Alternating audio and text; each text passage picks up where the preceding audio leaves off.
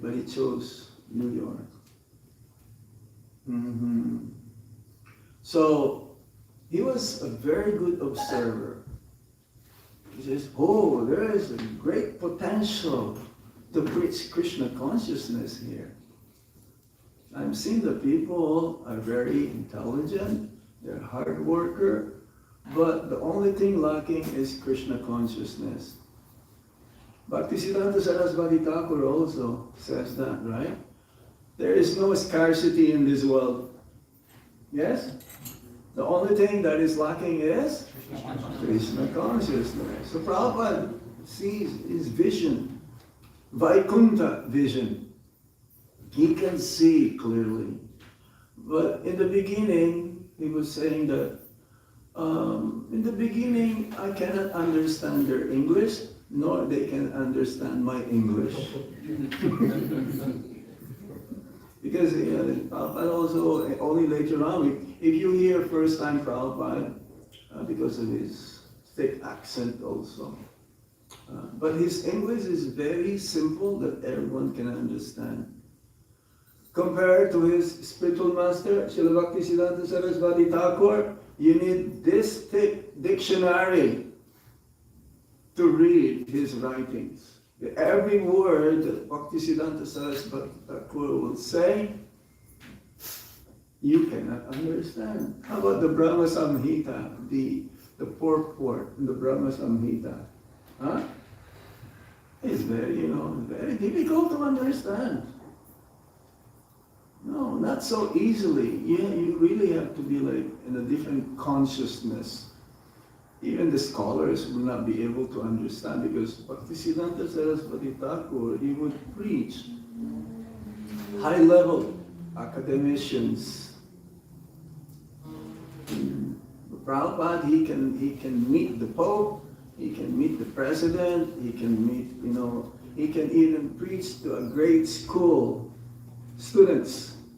And the grade school students can understand what he's saying. This is Prabhupada, expert. So we should also in that way learn. We should be able to present Krishna consciousness in different levels. Not just we always, if you are speaking to, let's say, elementary students and you started to quote Sanskrit, high philosophy, how can they understand you? When he was in MIT also, because he spoke in MIT, the first question he asked was, is there any department here that tells you what is the soul? Is there any department there? Nowhere in the world that talks about the soul. The closest they will be talking is psychology. But their psychology also is not really proper. Study of the mind. Freudian philosophy. No. But Prabhupada is so expert. So he says, every day that I stayed in Butler, Pennsylvania, I will always have an engagement. Always have program. At least 2 programs, sometimes 3 programs. He was fully engaged immediately. And what amazing here also, very amazing, is that Prabhupada was so tolerant.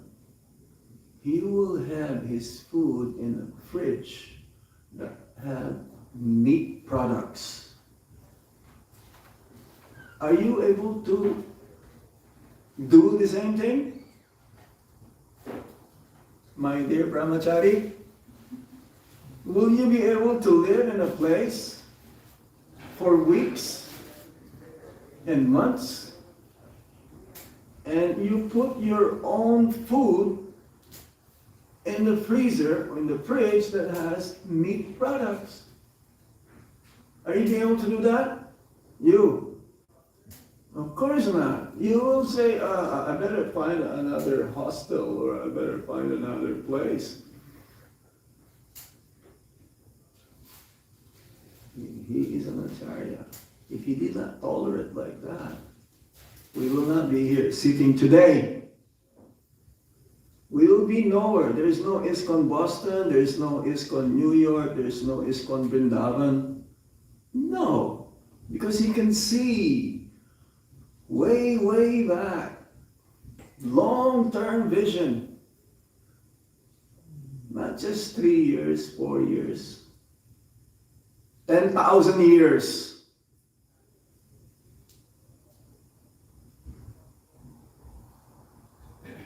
Isn't it? How can he do that? Only a pure devotee. He was so determined, so surrendered to Krishna. And their daughter, son, I think son. They have a son. They will call Prabhupada Swami Jesus. Oh, Swami Jesus.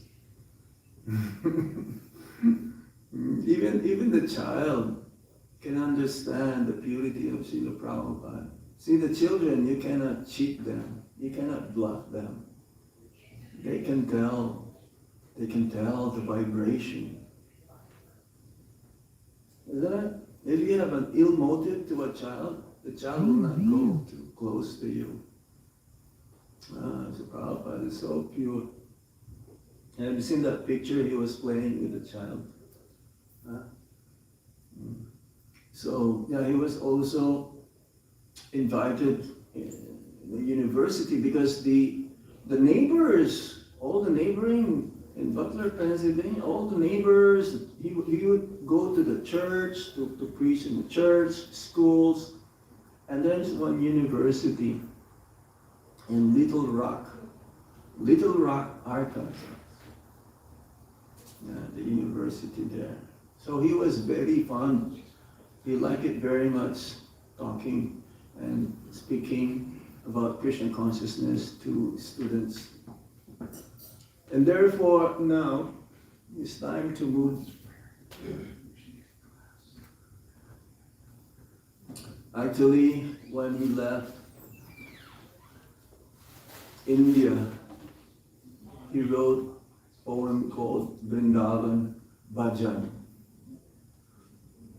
I'm going to read this to you. I had my wife, sons, daughters, grandsons, everything, but I had no money, so they are a fruitless glory. Although in this city he had been so carefully nurtured as a child, he was talking in Calcutta. Those early days were also gone forever. Where have my loving father and mother gone to now? And where are all my elders who were my own folk? Who will give me news of them? Tell me who. All that is left of this family life is a list of names. Let's go move forward. He wrote this. See, I'm going back and forth, okay? Not in chronological order. So, August 12, 1965, he says, my name is Abhay Charanaravinda Bhaktivedanta Swami Maharaj, and I am a humble and fallen disciple of my most glorious Gurudev, Srila Bhaktisiddhanta Saraswati Thakur Prabhupada. I've been coming here for many years because this is the place where Chaitanya Mahaprabhu and Nityananda Prabhu and Advaita Prabhu used to gather to plan the whole worldwide Sankirtan movement. That means the Panchatattva. This is such a holy place. I have been praying in the dust of this place, the dust of their feet, for their mercy. Many years ago, my Guru Dev gave me an impossible mission. He ordered me to go across the ocean and plant Krishna consciousness on foreign soil. I do not know how to do this, and I come here to pray for their guidance and inspiration. I am feeling their great mercy. This should be also our mood. We should be always thinking that we are helpless, that we always need the mercy from our spiritual master. We always need the mercy of Srila Prabhupada. We always need the mercy of the Sat Goswami, the 6 Goswamis. We always need the mercy of the Panchatattva. Without their mercy and guidance, we're not going to be successful and go back to home, back to Godhead. No one goes back to Godhead alone. We always need someone, some guidance. It doesn't matter how great we are. Look, Prabhupada. What to say of us? Sometimes the devotee says, I don't need anybody. I know what I'm doing. Who are you to tell me what to do? I don't need anybody. I know. Chaitya Guru, Paramatma is telling me what to do. How can you hear the Paramatma if your senses are still uncontrolled? How can you hear Paramatma if your mind is still troubling you? You cannot even control your mind and you are telling, I don't need anybody to tell me what to do. Impossible. Tomorrow I'm leaving Bharat Varsha on a ship. I have no place to turn. I don't know what will happen. I only know that my Gurudev has given me to go to London. I was simply thinking how to go to New York. I was skimming whether I shall go this way to Tokyo, Japan, or that way. Which way is cheaper? That was my proposal. And I was targeting to New York always. Sometimes I was dreaming that I had come to New York. Srila Prabhupada. So dreams are very important, especially spiritual dreams. How many of you have dreamt of Srila Prabhupada? Raise your hand. How many of you have dreamt of Srila Prabhupada again? I did, even before joining. Because I read his books. I first contacted the books of Srila Prabhupada when I was 14 years old in the Philippines. 14 years old, 1977, before Prabhupada passed away. I didn't know. I didn't know that there was a movement. But when you dream of Prabhupada or your spiritual master, your own spiritual master, how many of you have dreamed of Krishna? Yes. If you're always engaged in Krishna consciousness, you are going to be... See, whatever you're doing the whole day, your consciousness continues to be always in that mood.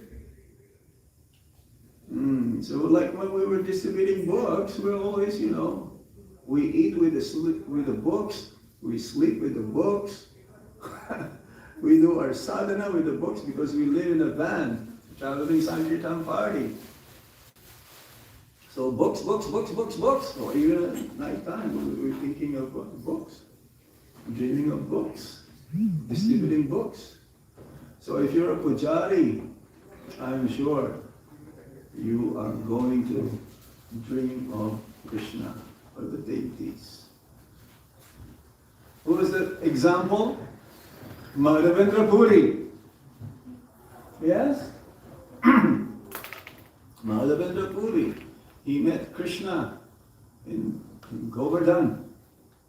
And at night time, he also dreamt of Krishna, Gopal, telling him where to find him up in the mountain, Govardhan Hill, to save, to rescue him in the form of Shinataji. Shinataji being worshipped now in Natadwar. How many of you have been to Natadwar? Very good. This is like Vrindavan. There's so many cows there. Are there monkeys there? So the only thing missing are the monkeys. But it is Vrindavan, because that's the deity of Madhavendra Puri. So he dreamt many times of Gopal to go to Puri to get the chandan and camphor, and on the way back he dreamt also again. No need to bring. Just smear the chandan paste to Gopinath, Kirchor Gopinath. How many of you have been to Kirchor Gopinath temple? Oh, very good. You tasted the nectar there? The Amrita? It's called Amrita, right? It says it is condensed milk. Yeah? Condensed milk. So, yes. So Prabhupada has dreamed also before taking sannyas. But his Guru Maharaj pushing him. And to confirm, one of his god brothers also told him, Abhay Babu, without taking sannyas, you'll not be able to preach. So whether I shall go this way, which way, that was my proposal. And I was targeting to New York always. Sometimes I was dreaming that I have come to New York. So when your guru or spiritual master, Srila Prabhupada, gave you instruction in your dream, you better write it down immediately, because dream disappear like that. When you woke up, yes, you can still remember. Then after prasadam, it's gone. Because you're thinking of the prasadam already. It'll disappear. Sometimes very lucid, these dreams. So there I have like a piece of paper and a pen with you all the time. 13th August, Friday. Today at 9 a.m. embarked on MV Jaladuta. Came with me Bhagwati, the Dwarwan of Sindhya Sansir, Mr. Sengupta, Mr. Ali, and Vrindavan. So few personalities. Most of them are not really acquaintance, but they are members of the Sindhya company, steamship company.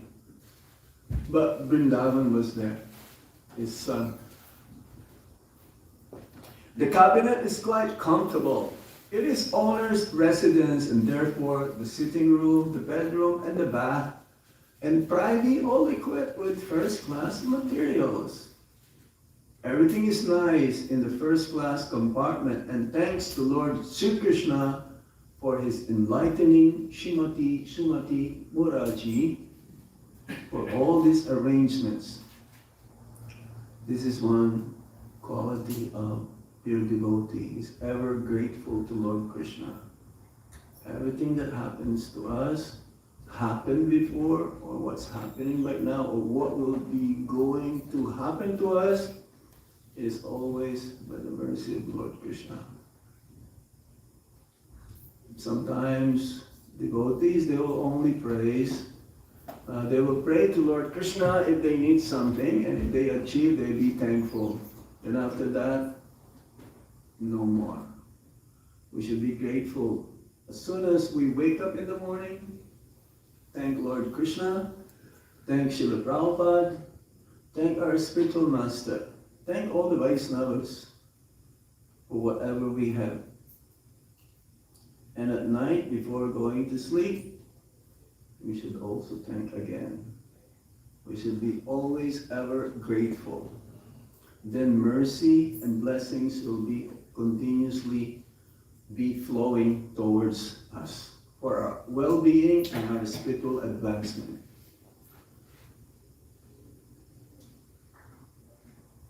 Srila Prabhupada, he says, with what great difficulty I got out of the country. Some way or other, by Krishna's grace, I got out so I could spread the Krishna consciousness movement all over the world. Otherwise, to remain in India, it was not possible. I wanted to start a movement in India, but I was not at all encouraged. In the Philippines, that's my birth country. Prabhupada told Buddhism Prabhu, I have a desire to save the entire universe. Not just the planet Earth. This is his vision. That's why he was given also the recent Kumbh Mela, where how many millions of people were there. He was the first one to receive this title of Vishwaguru, the universal spiritual master. And it is very, very appropriate. The only saint, because Srila Prabhupada is a saint, the only sadhu who received this name or this position is Srila Prabhupada. Because of this, I have a desire to save the entire universe.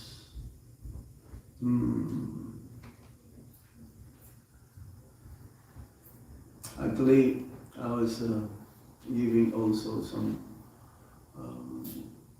during Prabhupada's Vyasa Puja in Vrindavan, so some of the leaders there, some of the devotees, they were given some time to glorify Prabhupada. So I says, it's like nowadays they give this Man of the Year, right? Who's giving that? Time magazine? Yeah. Isn't it? But I says, no, Prabhupada should be Man of the Century.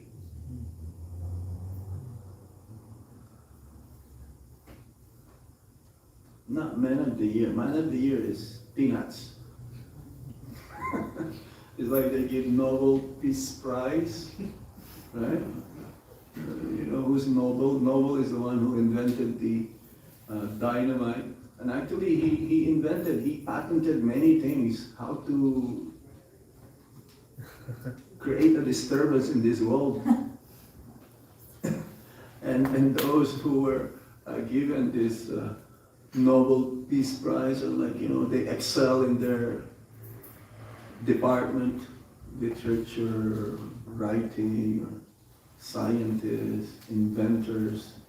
The Prabhupada excels. He's, even if you combine all of those Nobel Peace Prize winners,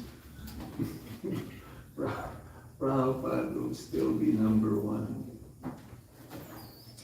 For thousands of years, Krishna Bhakti had been known only in India, not outside.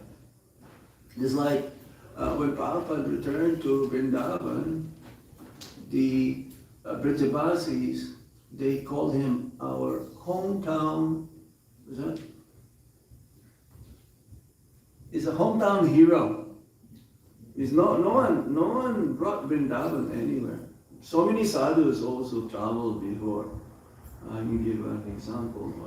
Vivekananda. Yeah, but he didn't bring bhakti with him. He didn't bring Vrindavan with him. The Prabhupada Vrindavan, yes, well known all over the world. The word Krishna, Hare Krishna, became a household word. So for thousands of years, Krishna Bhakti had been known only in India, not outside, except in twisted, faithless descriptions by foreigners. The only swamis to have reached America had been non-devotees and Mayavadi impersonalists. But now Krishna was sending Bhaktivedanta Swami as his emissary. I wish you can see this over there. A nice description. You can see it. So the ship started at 1:30 p.m. very slowly from the dock and reached near Botanical Garden. You're missing this. I'm the only one who's seeing, but just picture yourself, okay, in your mind.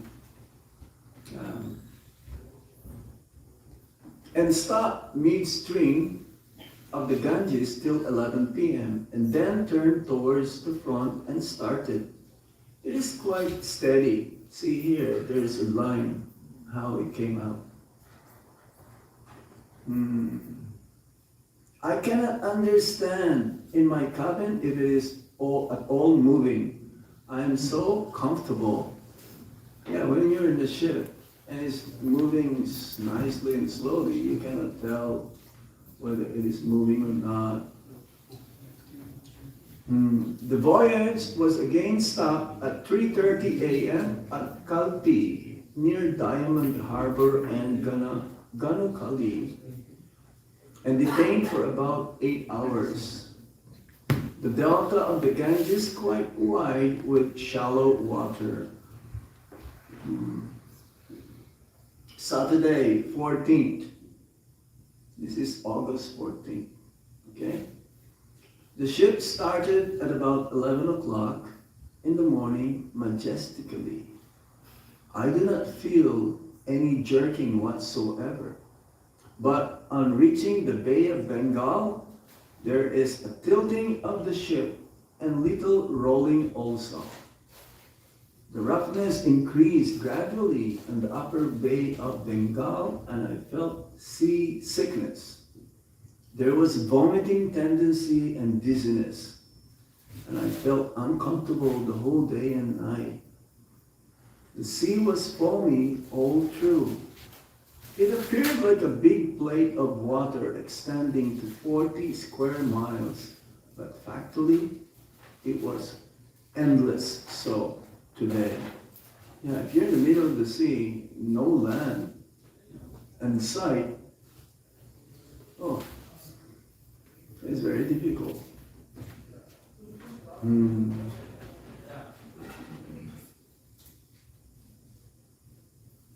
It is vivid example of God's Maya, because it appears like something, but factually it is something else.